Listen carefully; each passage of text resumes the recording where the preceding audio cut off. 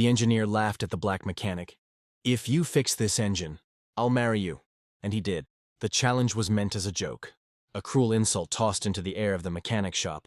The engineer leaned back against the workbench, smirking as she declared, "If you fix this engine, I'll marry you." Her words echoed through the hangar, sending ripples of laughter among the white workers who stood nearby.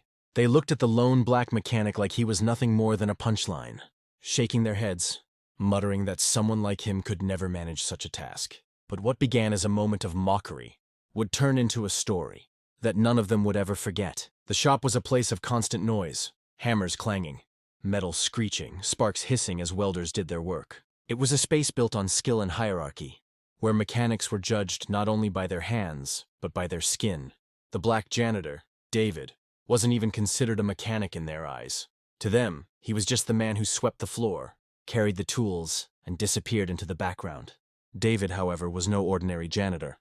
Long before he was hired for cleanup duty, he had spent years tinkering with engines in his father's garage, breathing life into machines others had abandoned. He had a gift, one that came naturally to him, but in this shop nobody wanted to see it.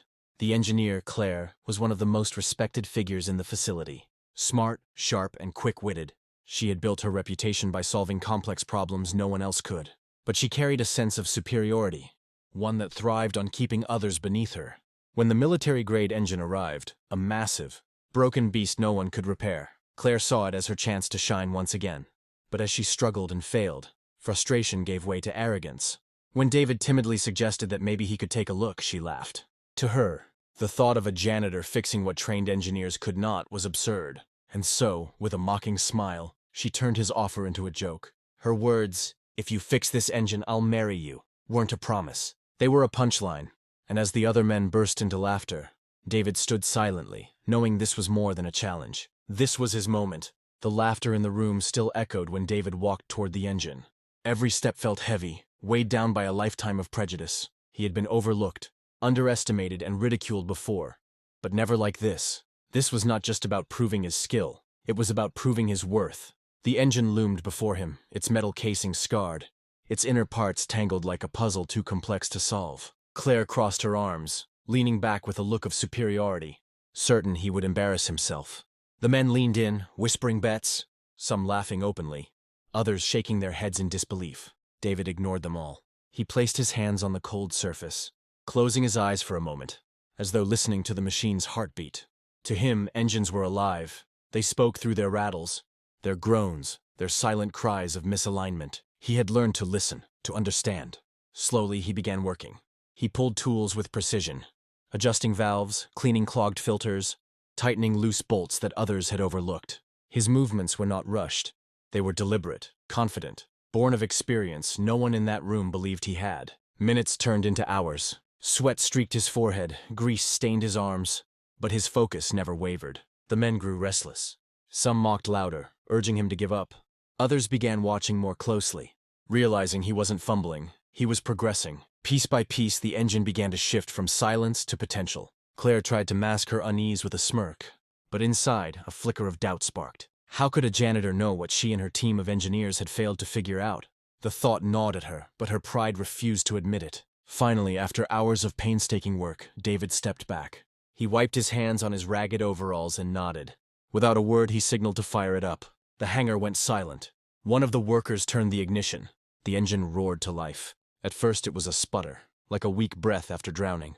But then, with a steady rhythm, it growled and hummed, filling the air with raw, undeniable power. The ground trembled. The once-dead machine was alive again. Gasps filled the room.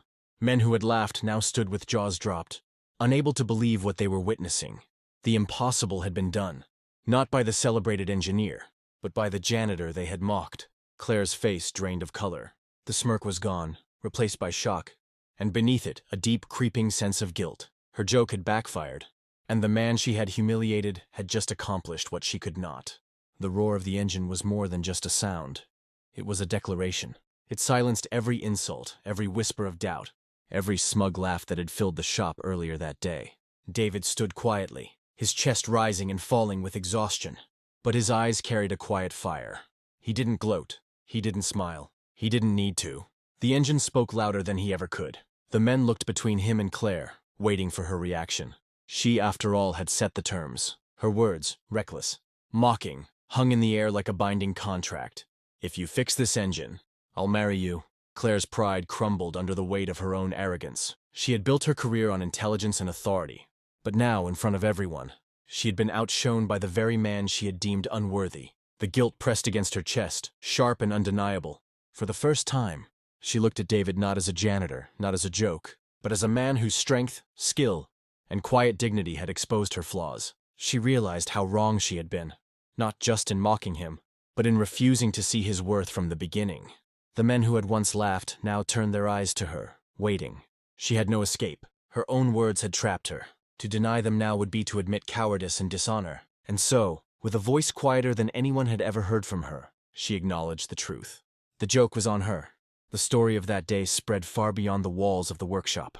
Workers carried it home, repeating how the janitor had fixed the impossible engine, how the arrogant engineer had been forced to face her own cruelty. It became a story whispered with awe, a reminder of humility and hidden greatness. Claire kept her word. What had started as a cruel joke turned into a union no one could have predicted. She married David, not out of pity, not out of obligation, but out of a deep respect that grew from guilt into admiration. Over time, she came to see in him what she had been too blinded by prejudice to recognize before, a man of brilliance, resilience, and unshakable dignity. Their marriage was not easy.